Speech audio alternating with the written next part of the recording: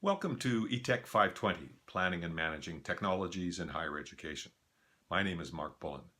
I developed this course based on an earlier version that was developed by Tony Bates, and I also teach one section of the course, and Tatiana Borlova teaches a second section when there are enough students.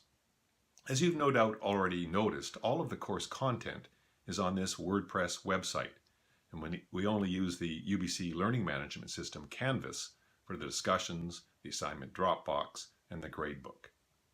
Now, I decided to set up the course this way a few years ago because for some time I've been unhappy with learning management systems.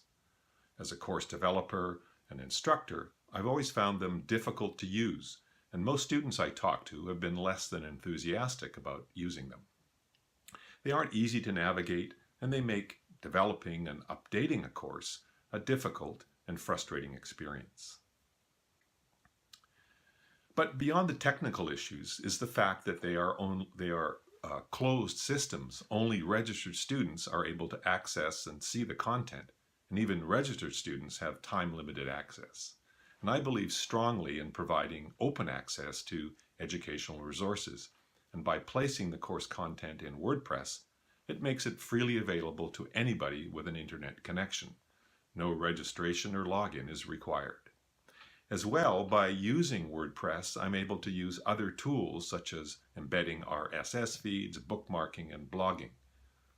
Now, don't worry about moving between the two sites because they are linked, and you should be able to get from one to the other simply by clicking the appropriate link. So, what is the course all about? Well, very simply, it deals with the key issues related to planning and management of e-learning in higher education. The overarching or organizing theme of the course is e-learning readiness, and 3 of the 6 units of the course are devoted to examining the various facets of institutional readiness for e-learning. And the final unit focuses on the implementation of e-learning. In addition, the first unit looks at the meaning of e-learning and the rationales for using e-learning. And there is also a unit with a focus on government planning for e-learning. The course deals entirely with the public higher education context, but many of the concepts, issues, and principles discussed are applicable to other contexts. However, if you aren't in the higher education sector, you may have to work a little bit harder to apply the content to your context.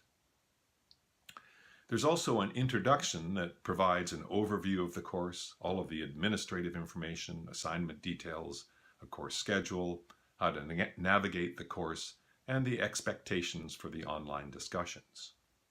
Now, this is probably the part that you want to know the most about. There are 3 assignments that are designed to give you some practical experience with assessing readiness and planning for e-learning. You have the option of doing all 3 as individual assignments or choosing to do the second and or third assignments in a group. There are both online and printed readings, although all of the course readings are now available in digital format. Finally, there are 6 online discussions, 1 for each unit, and we try to have a guest moderator for at least 1 of them. All of the details are on the WordPress course site. However, the actual discussions are held on the Canvas site, and we do this to provide you with privacy, as only registered students will have access to the Canvas site. To close, I want to remind you that this is not a self-study course. You're part of a learning community, and you probably know this, but I thought it bears reminding that most of you probably know that from your previous courses in the program that your biggest resource for help is each other. Now, of course, I'm going to be available to you as the instructor, and I do my best to respond to inquiries quickly, usually within 24 hours. And I'm available easily by email and phone, and I can make other arrangements to communicate if you have a desire to communicate in other ways. Well, that's it for this introduction. I hope I've given you a sense of what the course is about and what the expectations are. And if you're in my section of the course, I look forward to working with you over the next 13 weeks. And please don't hesitate to contact me if you have any questions.